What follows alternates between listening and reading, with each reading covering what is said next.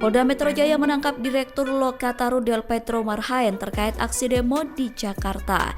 Del Petro ditangkap karena disebut telah menyebarkan ajakan untuk berbuat ricuh terhadap anak dan pelajar di bawah umur. Penangkapan Del Petro dikonfirmasi oleh Kabid Humas Polda Metro Jaya Kombes Ade Arisyam Intradi dalam konferensi pers pada Selasa 2 September 2025. Adapun Del Petro sendiri merupakan Direktur Eksekutif dari Lokataru Foundation, sebuah organisasi yang berfokus pada advokasi hak asasi manusia di Indonesia. Ia merupakan lulusan S1 Hukum di Universitas Tarumanegara.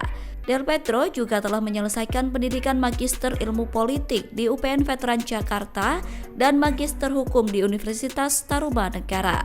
Sebelumnya, ia juga pernah berhadapan dengan aparat pada Agustus 2024 lalu. Saat itu, Del Petro ditangkap polisi saat mengikuti aksi unjuk rasa menolak revisi Undang-Undang Pilkada di depan gedung DPR. Kini pada September 2025, Del Petro kembali ditangkap polisi dengan tuduhan penyebaran provokasi kericuhan demo DPR. Download Tribun X sekarang, menghadirkan lokal menjadi Indonesia.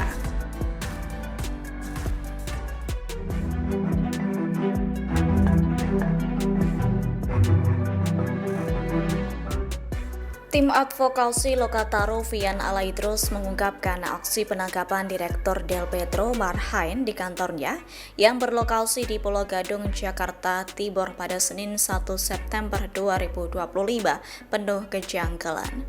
Menurutnya, polisi menjemput Del Petro secara paksa dan terdapat adanya dugaan pelanggaran prosedur oleh aparat Polda Metro Jaya, yakni dilarang menggunakan ponsel saat kejadian, penggeledahan tanpa surat resmi, hingga perusakan kamera CCTV. Vian menyatakan penjemputan paksa tersebut dilakukan oleh 7 hingga 8 anggota polisi dari Subdit Kamnag Ditreskrimum Polda Metro Jaya. Saat proses penangkapan berlangsung, Vian menyebut Del Petro meminta untuk didampingi kuasa hukum lantaran pasal yang dituduhkan belum dipahami sepenuhnya. Hal itu juga dilakukannya sebagai upaya pembelaan diri dan perlindungan terhadap martabat kemanusiaannya. Ia juga menyebut ada dugaan intimidasi saat 3 polisi mengikuti Del Petro mengganti pakaian di ruang kerja.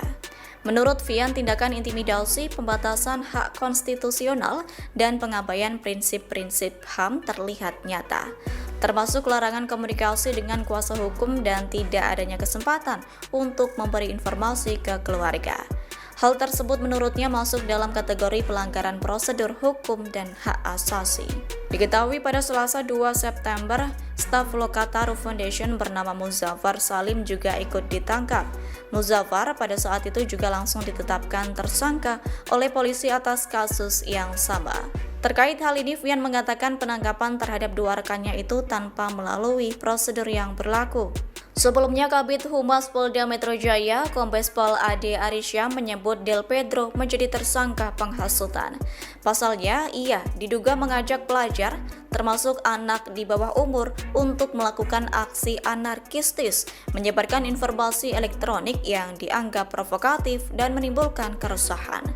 Pihaknya disebut melanggar sejumlah pasal termasuk pasal 160 KUHP, UU ITE, dan UU Perlindungan Anak.